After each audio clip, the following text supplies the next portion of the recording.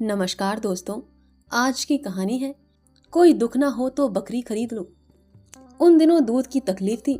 कई डेयरी फार्मों की आजमाइश की, आहारों का इंतजाम लिया, कोई नतीजा नहीं।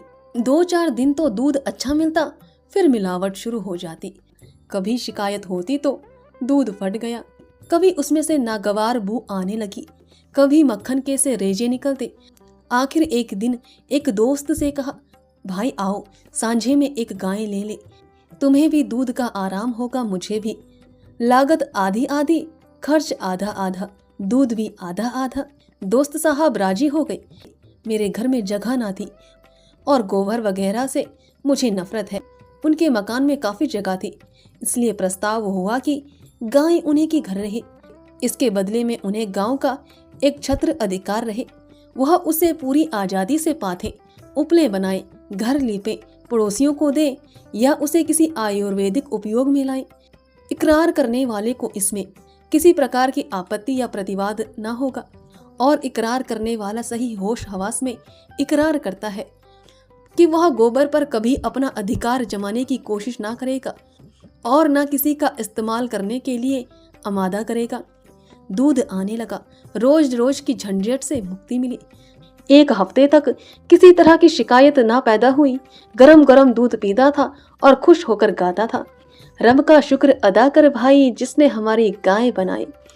ताजा दूध पिलाया उसने, लुप्ते हयात चखाया उसने, दूध में भीगी रोटी मेरी उसके कमर ने बख्शी सेरी। खुदा की रहमत की है मूरत, कैसी भोली भोली सूरत। एक फारसी कहावत। मगर धीरे धीरे यहाँ पुरानी शिकायतें पैदा होने लगी। यहाँ तक नौबत पहुंची कि दूध सिर्फ नाम का दूध रह गया। कितना ही उबालो, ना कहीं मलाई का पता, ना मिठास। पहले तो शिकायत कर लिया करता था, इससे दिल का बुखार निकल जाता है। शिकायत से सुधार ना होता तो दूध बंद कर देता था।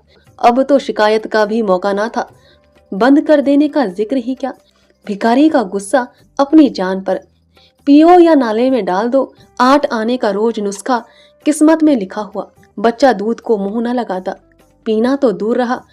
आधो आध शक्कर डालकर कुछ दिनों दूध पिलाया तो फोड़े निकलने शुरू हुए और मेरे घर में रोज बमचक मचती थी। बेबी नौकर से फरमाती, दूध ले जाकर उन्हीं के सर पटक आ। मैं नौकर को मना करता। वह कहती, अच्छे दोस्त हैं तुम्हारे, उसे शर्म भी नहीं आती।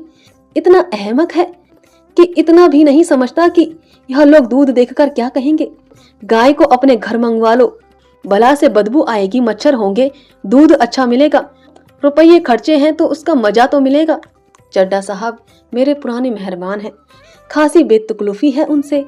यह हरकत उनकी जानकारी से होती हो, यह बात किसी तरह गले से नीचे नहीं उतरती। या तो उनकी बीवी की शरारत है या नौकर की, लेकिन जिक्र कैसे करूं। फिर उनकी बीवी से भी तो रहा रस्म है। कई बार मेरे घर आ चुकी हैं। मेरी बीवी जी भी उनके यहाँ कई बार मेहमान बनकर जा चुकी हैं।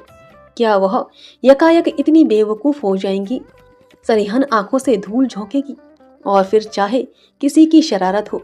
मेरे लिए यह गैर मुमकिन था कि उनसे दूध की खबरी की शिकायत करता। खैरियत यह हुई कि तीसरे महीने चड्डा का तबादला हो गया। मैं अकेले गाय न रख सकता था, सांझा टूट गया। गाय आधे दामों में बेच दी गई। मैंने उस दिन इत्मीनान की सांस ली। आखिर यह सलाह हुई कि एक बकरी रख ली जाए। वह बीच आंगन के एक कोने में पड़ी रह सकती है। उसे दुहाने के लिए न ग्वाले की जरूरत, न उसका गोबर उठाने, नाद धोने, चारा भूसा डालने के लिए अरहीन की जरूरत। बकरी तो मेरा नौकर भी आसानी से दुहा लेगा। थोड़ी सी चोकर डाल दी, चलिए किस्सा तमाम हुआ।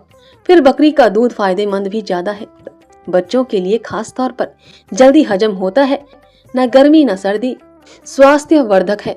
संयोग से मेरे यहाँ जो पंडित जी मेरे मसौदे नकल करने आया करते थे, इन मामलों में काफी तजुर्बेकार थे। उनसे जिक्र आया तो उन्होंने एक बकरी की ऐसी स्तुति गाई, उसका ऐसा कसीदा पढ़ा कि मैं बिन देखे ही उसका प्रेमी हो गया। पंछाही नस्ल की बकरी है, ऊंचे कद की, बड़े बड़े थन जो जमीन से लगते चलते हैं, बेहद कमखोर लेकिन बेहद दुधार।